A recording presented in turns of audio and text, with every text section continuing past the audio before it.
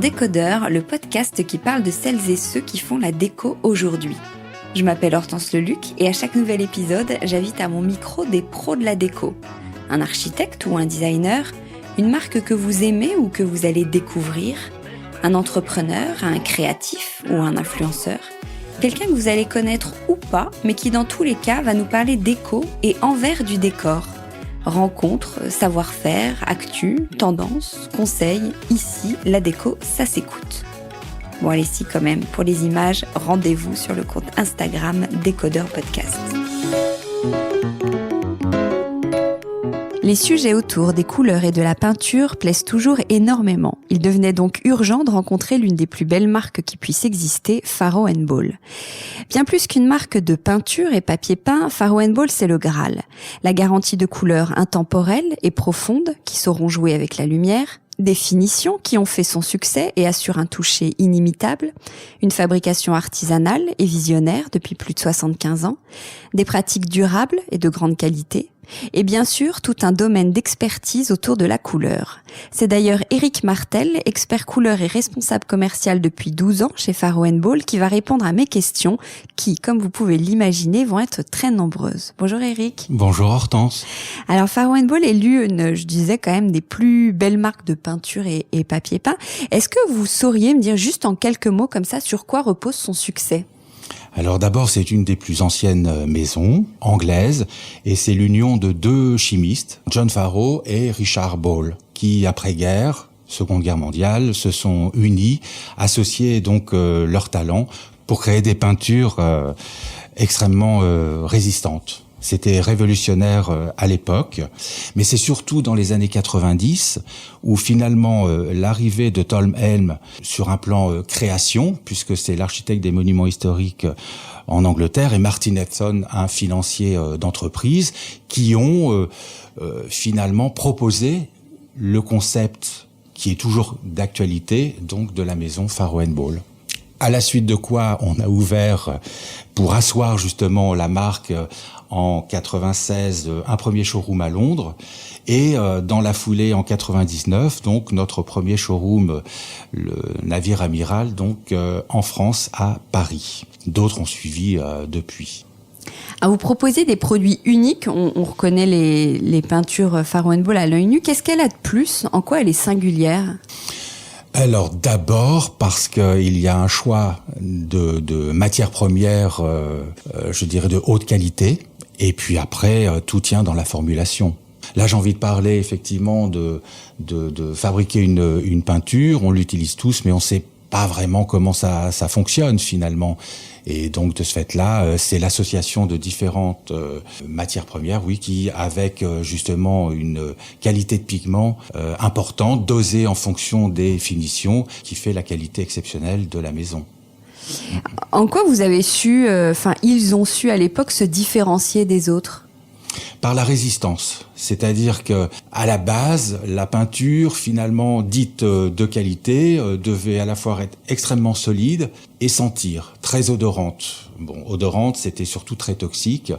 Et finalement, là, on est complètement passé en 2010 en des formulations en phase aqueuse, donc à l'eau, éco-friendly. Donc on est vraiment soucieux de l'environnement, de la qualité de nos peintures. Donc de ce fait-là, on a toujours innové, on a toujours poussé la recherche pour garantir finalement ces résistances, garantir aussi la couleur de nos teintes en respectant l'environnement. On pousse même le challenge à ce que ce soit la peinture en elle-même comme son contenant, la plus écologique, et que le tout soit recyclable à 100%. Ce qui est assez exceptionnel encore aujourd'hui. Et elles sont fabriquées où, les peintures ? Alors, tout est fabriqué en Angleterre. Ça, également, je pense que c'est notre force, c'est d'avoir toujours tout concentré pour avoir un meilleur contrôle. C'est-à-dire, les matières premières sont sourcées, pas seulement en Angleterre, bien sûr, mais en attendant, sont réceptionnées, sont vérifiées, sont suivies, sont dosées, sont assemblées. et également exporté depuis l'Angleterre. Il y a combien de couleurs aujourd'hui ? Alors aujourd'hui, nous avons à la palette principale, enfin le nuancier existant, 132 teintes, mais finalement ce nuancier évolue. Alors il n'y a pas de date précise, hein. Voilà, c'est finalement non pas seulement les envies, mais la vie qui fait les tendances dont on peut s'imprégner, enfin les besoins qui font que ce fameux nuancier évolue.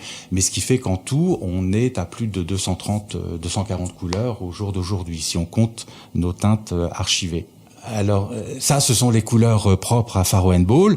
Et puis, on nous propose également parfois une participation, enfin une collaboration, notamment avec le Musée d'Histoire Naturelle de Londres, qui a souhaité que l'on crée justement une gamme de couleurs issues de la nature. Collection capsule qui est composée donc de 16 teintes, qui à la fois sont une collection à part entière, mais qui ont l'avantage de pouvoir s'associer au nuancier principal. Faro & Ball. Ouais.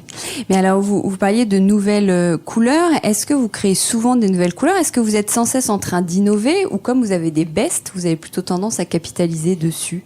Alors, on ne vit pas sur nos acquis. C'est ce qui fait que l'on est toujours là après plus de 75 ans. Ça s'établit sur deux voies, enfin, non pas parallèles, mais elles se retrouvent. C'est qu'à la fois, on a une directrice artistique qui pressent, qui voyage beaucoup, qui est accompagnée, donc qui s'appelle Charlotte Cosby, qui est accompagnée de Joa Studholm, qui est une experte couleur en Angleterre depuis une vingtaine d'années maintenant. Elle travaille comme ça, très artisanale, mais en attendant, elle sortent les teintes assez exceptionnelles, qui se veulent actuelles, mais qui restent et qui sont intemporelles.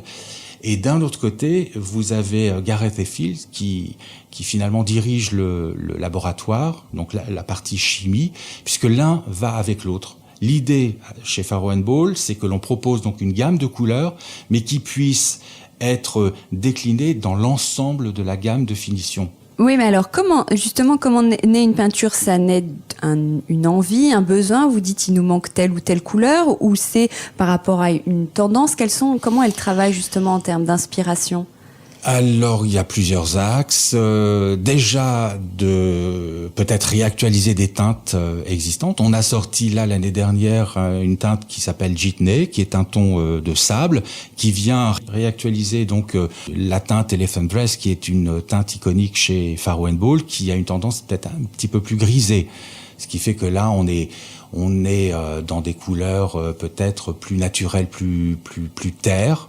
Et également pour combler finalement des manques entre teintes, notamment. On a notamment dans des verts très mousse, plutôt foncés. On avait par ailleurs un ton olive qui était beaucoup plus clair dans la même lignée, et on a justement proposé le ton bancha qui vient en intercalaire entre les deux. L'idée aussi, c'est de pouvoir, chez Faro & Ball, choisir, piocher dans le nuancier, mais avoir des degrés de tonalité, des neutres, des tons un peu plus soutenus, davantage encore, jusqu'aux plus saturés, autrement dit les plus foncés. Et je crois aussi que le nom est très important, le nom des peintures chez vous. Oui, parce qu'effectivement, ça c'est toujours le petit clin d'œil. C'est peut-être anglais aussi, mais Charlotte Cosby a besoin toujours de s'appuyer sur une histoire de la teinte. Alors souvent sur des faits réels, hein. Ça peut être sur un plan animal, végétal, par exemple, enfin l'aspect naturel. Et ça permet justement aussi de faire voyager le client quand il utilise la teinte. On est quelque part transporté aussi par la couleur. Et il faut combien de temps entre l'inspiration, l'idée et la mise en vente ? Alors c'est un peu comme en musique, si vous me permettez le parallèle, à savoir que l'idée, l'envie peut être immédiate d'un coup de claquement de doigts, oui. Mais c'est après la réalisation qui peut prendre des semaines, voire des mois. Ce qui fait qu'on ne peut pas vraiment quantifier dans le temps. Bien, en règle générale, nos couleurs entre 2 et 3 ans. Ça peut être plus tôt, ou comme je vous le disais précédemment, des nouveautés liées à des collaborations qui nous sont proposées, offertes. Mais c'est plutôt le travail de préparation qui est le plus long. Le plus long, oui. Et alors, chaque teinte est disponible dans plusieurs finitions. Qu'est-ce qu'une finition? Qu'est-ce que ça apporte? Alors, c'est l'essentiel, c'est-à-dire que vous choisissez finalement une teinte dans la gamme qui vous accroche.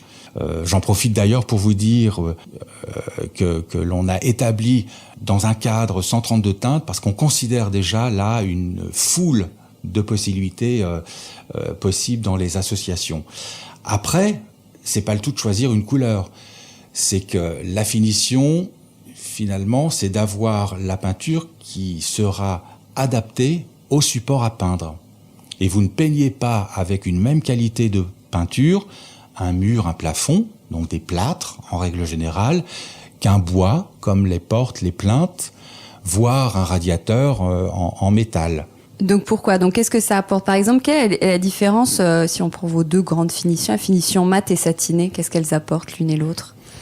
Satinée déjà, plus une peinture est satinée, plus elle sera résistante au choc. Donc là aussi, il y a d'après la création avec le choix de la couleur, et puis la partie chimique, même si on considère qu'on a une qualité extrêmement respectueuse de l'environnement, très écologique, mais on va adapter justement par des additifs, justement, et un dosage savant de la résine pour qu'il puisse avoir suffisamment de résistance dans le temps, la tenue, y compris mécanique, que la couleur. Donc ça, c'est primordial.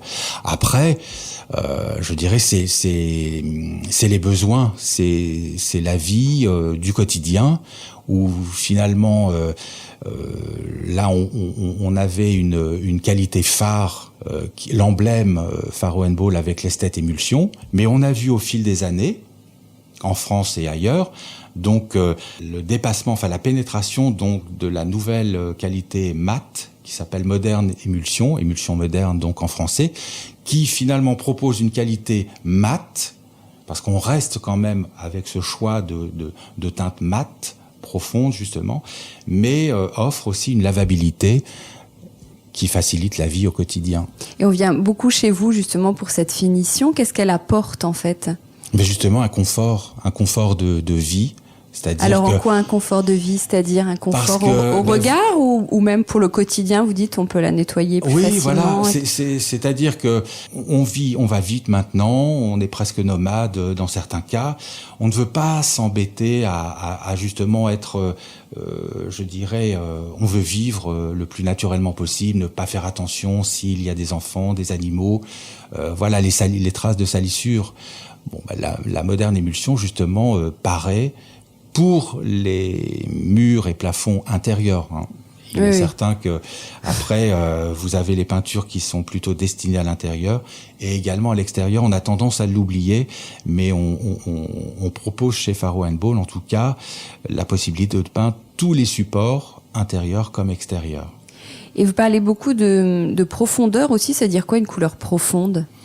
Mais là, comme je le disais, tout est lié, c'est-à-dire qu'on va savamment associer des pigments entre eux, qui vont associer justement la formulation de la base de la peinture, donner du relief finalement. Et plus la peinture est foncée, plus on a envie d'y plonger, plus finalement elle vibre avec la lumière naturelle comme électrique.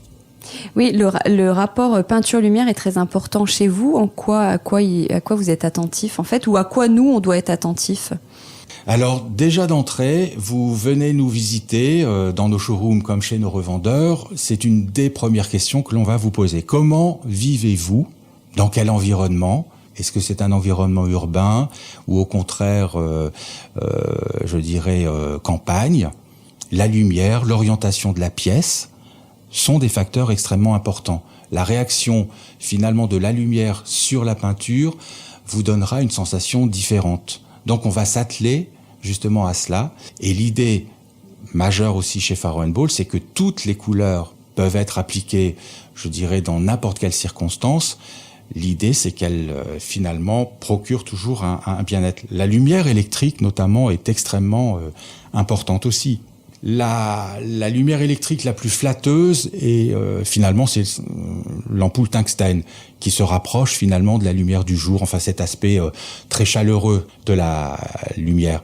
En revanche, vous éclairez chez vous avec une source de lumière halogène, là c'est une catastrophe. C'est-à-dire qu'il faudra en tenir compte, mais par principe, ça écrase les couleurs, ça les blanchit. La lumière fluo, les tubes fluorescents ont tendance à bleuir. Donc, au vu de ça, on va plus facilement s'orienter sur telle ou telle teinte parce que on a des variantes, on a ce qui est intéressant chez Farrow & Ball, c'est qu'on a 6 familles de neutres. C'est quelque part une base de travail. Qu'est-ce que vous appelez un neutre alors ? Un neutre, c'est pas forcément un blanc. Il y a le blanc, mais qui est rattaché justement à des tons, je dirais, de blanc teinté, et qui peuvent proposer effectivement une teinte à part entière. Et il est plus simple de se retrouver, de choisir justement une de ces familles-là et d'ajouter ce qu'on appelle les teintes d'accent pour personnaliser davantage votre intérieur. Mais dans les teintes dites neutres, vous avez des nuances plutôt vertes, vous avez des nuances plutôt bleutées, vous avez des nuances plutôt, je dirais, violacées, jaunes, et de ce fait-là, beaucoup mieux adaptées finalement à votre propre environnement. Alors en plus de la lumière, sur quels critères aussi sont importants quand on choisit une couleur ? Le lieu. C'est-à-dire, est-ce que vous vivez en appartement? Est-ce que c'est dans une maison? Quel vis-à-vis vous avez? Un jardin, notamment pour ne pas être antinomique avec les verts notamment choisis. L'architecture de la pièce. Est-ce que c'est une petite pièce? Est-ce que c'est baigné de lumière? Est-ce que c'est une pièce aveugle? Sont des critères primordiaux finalement pour pouvoir être dans la sélection, la meilleure sélection possible. Alors par exemple, si j'ai une petite pièce, vers quel type de couleur il faut se tourner? Alors une petite pièce, et j'ajouterais même qu'il puisse être aveugle, c'est-à-dire un corridor, un couloir qui dessert les pièces principales. On a tendance toujours à vouloir appliquer une couleur claire pour ne pas dire du blanc. Non pas que je veuille bannir le blanc, c'est que c'est une idée reçue. Et que finalement, ça reste une pièce de passage. Donc finalement, vous pouvez vous faire plaisir et faire ressortir un sol, un parquet ou un carreau de ciment avec une teinte très soutenue. Pourquoi pas faire même une boîte en peignant à l'identique le plafond? Si c'est le cas, les portes que vous allez ouvrir par la suite, les pièces paraîtront aussi beaucoup plus vastes, beaucoup plus lumineuses encore. Après, là encore une fois, les petites pièces, on se dit « oh là là, si je mets du foncé, ça va la rapetisser ». C'est encore une idée reçue. Au contraire, ça personnalisera justement la pièce. C'est pas du systématique. Il faut avant toute chose que la sélection couleur vous corresponde. On n'achète pas effectivement une ambiance de magazine. On va étudier surtout, on va apprendre à se connaître également. Ça, c'est primordial. Et là, on a des conseillers pour ça. Et je dirais la gamme est suffisamment vaste pour faire son choix. Vous parlez de magazines justement, est-ce que vous avez repéré des nouvelles tendances en couleur ? Alors il faut savoir que depuis là déjà une bonne année, voire 2 ans, on reste dans les teintes dites naturelles. C'est-à-dire on a besoin de chlorophylle, c'est vrai que la vie est surtout en milieu urbain, on a besoin justement de sentir la nature. Donc les verts, les bleus restent incontestablement des bestes. Mais on voit pointer finalement un peu plus des teintes de terre naturelles, des teintes qui finalement s'apparentent à des teintes de champignons par exemple. Mais les mousses, tout ça associé, vont donner finalement une ambiance nature. On va laisser un petit peu plus de côté justement les ambiances, alors les blancs, mais les teintes grisées qui resteraient peut-être un petit peu plus froides. Là, on a besoin à la fois de naturel, de fraîcheur, d'oxygène. Vous parliez de se sentir bien chez soi. Quelle couleur vous conseilleriez justement dans cette période qui peut être un peu plus difficile? On travaille beaucoup à la maison. Quelles sont les couleurs entre même un bon compromis entre motivation et douceur? C'est-à-dire on est tous attirés par des teintes plus que d'autres. On est souvent réfractaire, peut-être lié à l'éducation, à la vie. Enfin, certains ne se sentent bien que dans des couleurs dites froides, ou d'autres dans des couleurs chaudes. Aussi, tout dépend du lieu dans lequel vous vivez. Je parle pas le lieu en lui-même, mais la région. Donc, il est certain que des couleurs seront plus acceptées, seront plus naturelles dans le sud, notamment de la France, que dans le nord. Mais est-ce qu'il y a des couleurs qui font du bien dans l'absolu ? Alors les jaunes, les oranges sont plutôt très dynamiques, mettent de bonne humeur. Donc on peut imaginer justement vous levez le matin dans une pièce de vie ou une cuisine, ce sera effectivement très dynamique. Au contraire, dans une chambre, on va plutôt favoriser des teintes comme des verts et des bleus qui apaisent. Ça n'est pas une règle absolue. On peut mettre toutes les teintes là où on le souhaite. C'est vraiment un parti pris et c'est ce dont on a envie. Et à l'inverse, quelles couleurs sont trop négligées à vos yeux alors qu'elles sont intéressantes ? Je pense que si on considère une négligence, c'est plus dans le non-choix. C'est que bien souvent, la clientèle aurait tendance à ne pas oser la couleur. Et pourquoi on n'ose pas et comment oser ? Il faut se lancer. Motivez-nous. Il faut se lancer. C'est-à-dire que on entend souvent en showroom j'adore cette couleur, on vient, on est attiré, on regarde le nuancier, on regarde les planchettes, on se dit j'adore ça, mais c'est pas pour moi. Pourquoi ça ne serait pas pour vous ? Je dirais, si vous êtes attiré, c'est qu'à la base, vous en avez envie. Après, c'est comment l'utiliser, dans quel dosage aussi, dans quelle proportion, avec quelle combinaison de couleurs. Mais assurément, dès lors où vous avez commencé à goûter aux teintes, vous ne vous en passez plus. Donc, ce que l'on peut faire également pour essayer de casser cette crainte, c'est de démarrer gentiment. À savoir que vous pouvez avoir un lieu de vie plutôt dans des tons neutres et puis vous amuser dans un couloir, dans des toilettes, qui reste un lieu intime, et pourquoi pas utiliser un noir off-black ou railings ou éventuellement une teinte chaude et forte comme l'India Yellow, qui est un jaune safran assez spectaculaire. Et puis petit à petit, je pense que vous viendrez justement à d'autres teintes dans d'autres pièces. Alors sans faire trop cliché, parce qu'on a chacun nos goûts, vous, quelle couleur vous préconisez par exemple pour un salon ? Toujours de s'écouter, d'oser ? Non, oui, de s'écouter avant toute chose. Là aussi, on va considérer la pièce en elle-même, sa décoration. Est-ce que l'on a envie justement de mettre en valeur un canapé, par exemple, ou de rendre un petit peu plus intime cet aspect justement salon par rapport à d'autres pièces. Je dirais, si on a envie d'avoir quelque chose de chaleureux, au contraire confiné, voire boudoir, on parlait des teintes sombres comme les noirs ou les verts foncés, mais on peut imaginer également des rouges, pourquoi pas. Tout est possible.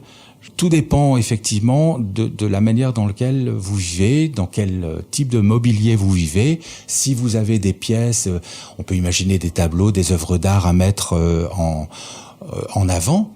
Là, une chose que vous avez pu remarquer, c'est que depuis quelques années, on y a peut-être certainement participé dans différents endroits, mais même les musées se sont mis à la couleur, ce qui n'était pas. On avait tendance justement à aller dans des pièces aseptisées, avec les œuvres d'art présentées, mais qui quelque part ne mettaient pas plus en valeur que ça la peinture, par exemple. Ouais. Et dans un bureau, parce que là on travaille beaucoup de chez soi, alors il y en a beaucoup qui se sont créés une petite pièce bureau ou qui se sont aménagés un petit coin bureau. De quelle couleur il faudrait s'entourer ?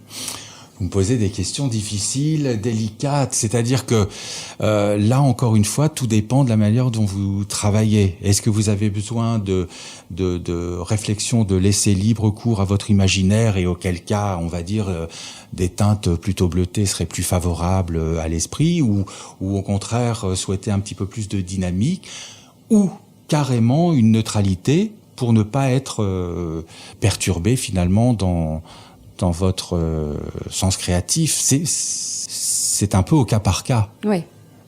Alors du coup, côté astuce, peut-être que je peux vous demander plutôt en termes de, vous parliez tout à l'heure de l'application qui était importante. Est-ce que on est plutôt, il faut le faire soi-même quand on achète une peinture chez vous? Il faut plutôt faire appel à un pro?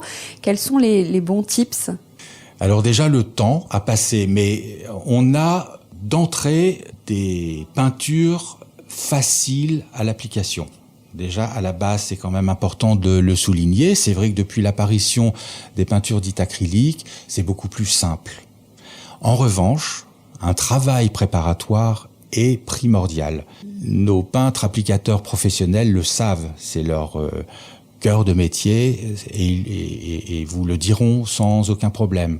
Vous pouvez avoir la meilleure peinture, si elle est appliquée d'une manière anarchique sur un support mal préparé, le résultat sera piètre. Alors c'est quoi bien préparer un support? Bien préparé, alors ça peut paraître tout à fait scolaire, mais déjà on va regarder, si on parle d'un mur, dans quel état est le mur. Donc première chose, on prend une éponge, de l'eau et une lessive et on récure. On va rincer, on va laisser sécher. On va après, s'il y a des imperfections, des fissures ou autres, on va les réparer. Là aussi un petit peu de temps. Et on va passer une couche d'impression et sous-couche. À la fois pour garantir l'adhérence et la tenue dans le temps de la peinture, et puis parfaire justement à la teinte de finition. C'est l'association des deux chez Faro & Ball. Ça permet à la fois le primaire d'accrochage et en même temps la sous-couche teintée. Et puis on laisse reposer.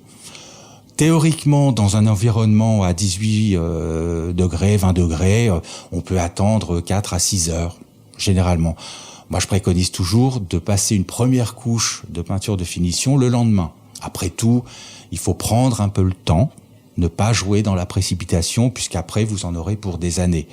Donc, une couche d'impression et sous-couche, 2 couches de peinture de finition. Et là, vous aurez le rendu optimal de la teinte. En termes d'outils, est-ce qu'il faut privilégier, je sais rien, on voit beaucoup de rouleaux, le pinceau, le rouleau, autre chose? Tout à fait. En France, on roule la peinture, ce qui n'est pas le cas outre-Atlantique ou outre-Manche.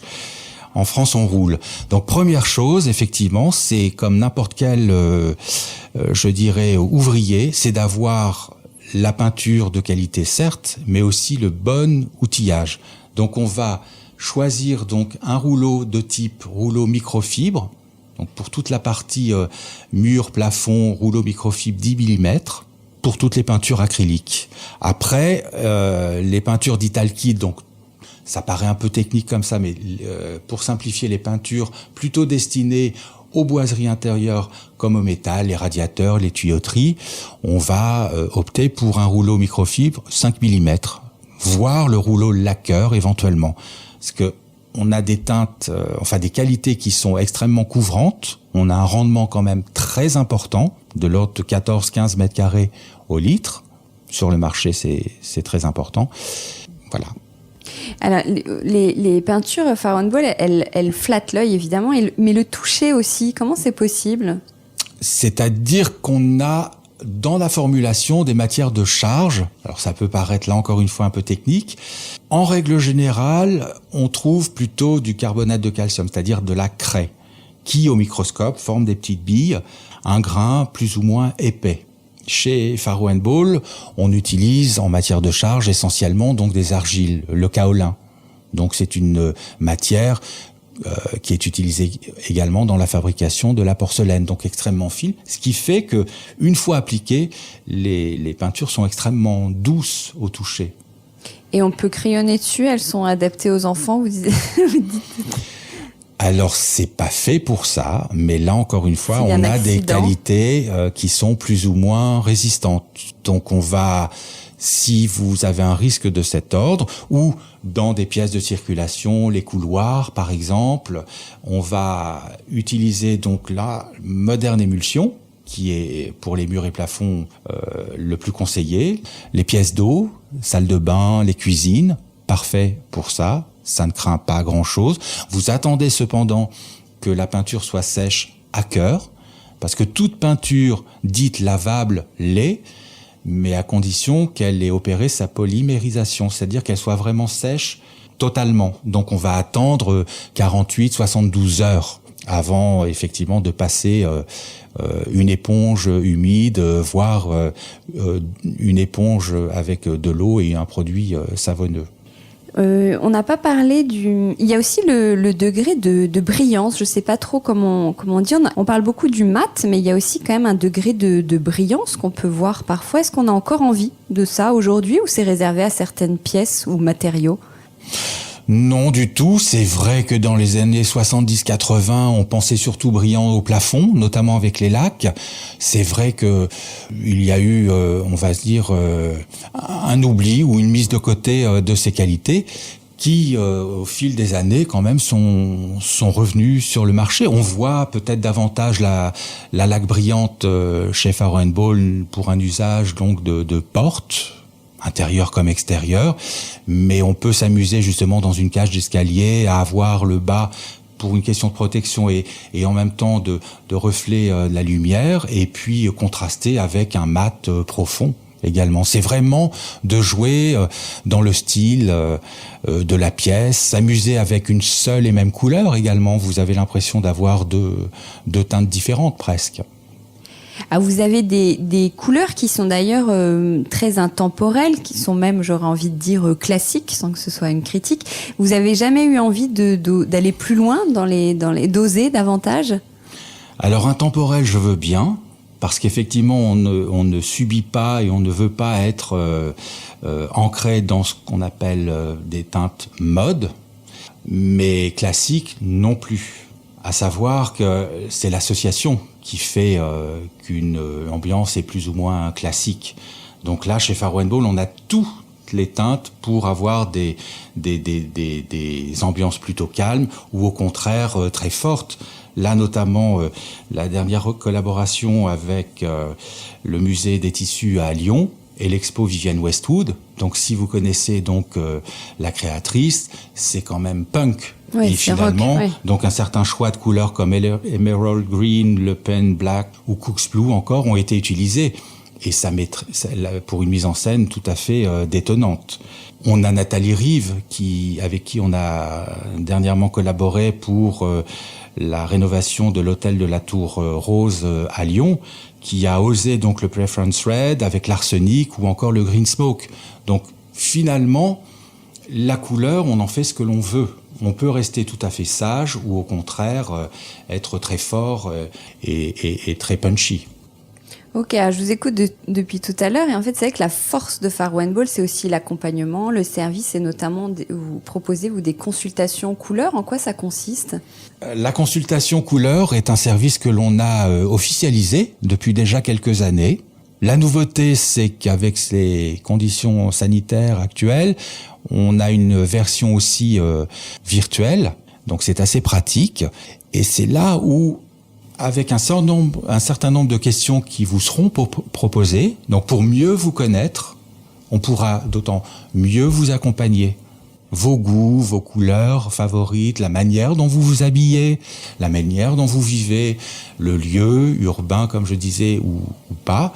Et au vu de ce que l'on aura regroupé comme information, eh bien, on va vous orienter déjà sur une sélection de teintes. Ça ne veut pas dire que ce soit celle-ci et pas d'autres, mais on va effectivement réduire le champ de couleurs pour obtenir finalement l'association idéale. Et qui répond à ces questions ? Nos consultants ou consultantes couleurs qui ont suivi une formation technique et pratique pour justement vous guider dans vos choix. Alors, vous vendez aussi du papier peint, on n'en a pas encore parlé. Est-ce que c'est depuis toujours ou est-ce que c'est pour venir, parce que j'imagine que ça se complète évidemment en termes de teinte avec vos peintures, c'est venu dans un second temps ? C'est vrai que Farrow & Ball est essentiellement connu encore aujourd'hui pour ses couleurs. Mais la gamme de papier peint est bel et bien existante. Au jour d'aujourd'hui, nous avons plus de 300 références donc au catalogue. Farrow & Ball donc a proposé ses papiers peints depuis 1995. Donc c'est dû non pas sur le tard, mais en tout cas avec l'arrivée de Tom Helm qui a proposé ça en complément.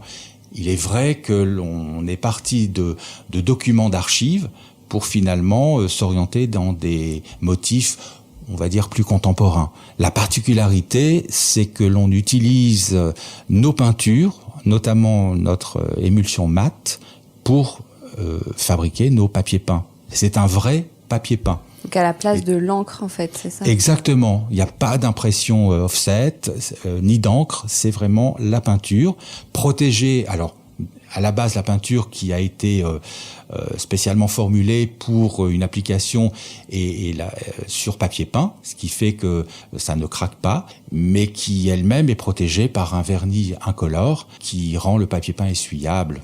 Le papier peint, chez nous, est un papier peint dit traditionnel. Donc pas d'un tissé, c'est-à-dire qu'on va encoller le lait de papier peint pour l'appliquer donc sur les murs, par exemple. Je noterai également que la pâte à papier est issue donc de forêts gérées. Toujours notre souci donc de respecter l'environnement. Lui aussi est 100% recyclable. Donc ça, c'est important quand même de le savoir. Nos papiers peints sont fabriqués selon 3 méthodes également, par nécessité tout simplement. Soit la méthode au réservoir, vous versez la peinture dans un réservoir, des petites mousses qui permettent justement d'appliquer sur le papier. C'est souvent destiné aux unis, faux unis, les rayures notamment qui sont fabriquées de la sorte. On a également l'impression au rouleau pour certains motifs, le plus spectaculaire étant le papier peint donc au tampon, type dominotier, pour les plus grands motifs. Donc ça, c'est extrêmement intéressant. On retrouve ce type de fabrication notamment pour le papier peint numéro 1 actuellement, qui est notre motif lotus, qui est très plébiscité. Donc c'est très artisanal, comme depuis les débuts. Exactement. Tout ce métier est artisanal. C'est d'ailleurs le plus joli à voir si vous aviez l'opportunité de visiter donc l'usine effectivement de fabrication. Et les papiers peints finalement restent fabriqués à la commande. Donc vous commandez à partir de un rouleau, mais vous en commandez 10. Les rouleaux sont numérotés également pour avoir le parfait rendu. Donc, de ce que je comprends, vous êtes dans toute une démarche responsable pour les papiers peints, pour la peinture, on en a parlé aussi tout à l'heure. Donc, Faro & Ball se positionne comme une marque éco-responsable. Absolument, tant pour nos papiers peints que pour nos peintures. Voilà une dizaine d'années où nous avons renforcer davantage cet aspect-là. C'est vrai que les mesures européennes proposées nous ont obligés. On a vraiment été précurseurs en ce sens, et ça se traduit au quotidien. C'est-à-dire que tout est fait pour minimiser finalement notre impact environnemental. Le recyclage de nos pots, minorer les cartons, recycler la peinture, l'eau utilisée. Ce qui fait que l'on a obtenu depuis quelques années donc une certification Toy Safety qui garantit justement l'usage des plus petits. Mais combien de personnes travaillent chez Faro & Ball ? C'est une grosse... C'est une grosse petite société, c'est-à-dire on a surtout beaucoup d'ambition, mais on est à travers le monde autour de 600 personnes, dont 350 au siège. Et c'est quel type de métier, en fait ? Alors, vous avez tous les métiers, finalement. Donc, puisqu'il y a la partie fabrication, la partie scientifique, la partie vente, donc avec les équipes showroom, la partie communication. Tout est géré finalement en interne, ce qui nous permet de mieux suivre, en tout cas de mieux maîtriser donc à la fois l'image et la qualité. Et vous, alors, quel est votre rôle, quel est votre métier chez Faro & Ball ? Je l'ai dit tout à l'heure, un peu, vous êtes expert couleur. Alors, je suis avant tout responsable commercial, ouais. Où je m'occupe du développement donc par Île-de-France et l'Est. Donc, un métier passionnant, donc toujours au contact avec nos revendeurs. Et puis, on me confie régulièrement donc le rôle pour animer des présentations, des talks pour la marque. D'accord. En quelque sorte ambassadeur. Oui. Ce pourquoi vous répondez à mes questions aujourd'hui. Absolument, et avec grand plaisir. Quelle est votre couleur, juste pour terminer, vous, quelle est votre couleur préférée chez Faro & Ball ou dans l'absolu ? actuellement Inchira Blue, mais j'ai un faible pour India Yellow. Qui ressemble à, du coup, comme on peut pas voir, comment vous la décrivez? Alors Inchira Blue est un bleu tonalité d'orage, ça peut être changeant là encore une fois des tons d'ardoise. L'India Yellow est un jaune safran puissant. Merci beaucoup Eric. Merci Hortense. Décodeur, c'est terminé pour aujourd'hui. Merci beaucoup d'avoir écouté en entier. Si vous avez aimé, n'oubliez surtout pas de vous abonner à ce podcast pour ne pas rater les prochains épisodes chaque vendredi. Bien sûr, vous pouvez aussi le partager sur Facebook, Twitter ou en story. Ça permet de le faire connaître à vos proches. Je suis Hortense Leluc et vous pouvez me retrouver sur Instagram via le compte Décodeur Podcast. N'hésitez pas à me suivre pour l'actu déco. Et si jamais vous écoutez cette émission sur iPhone via l'application Apple Podcast, vous pouvez aussi me laisser un commentaire, rubrique classement et avis, c'est juste sous la liste des épisodes. Les 5 étoiles me font toujours très plaisir et surtout, elles permettent de faire connaître Décodeur encore plus largement et de partager l'univers de la déco avec le plus grand nombre. Voilà, merci et à très bientôt alors, ici ou ailleurs.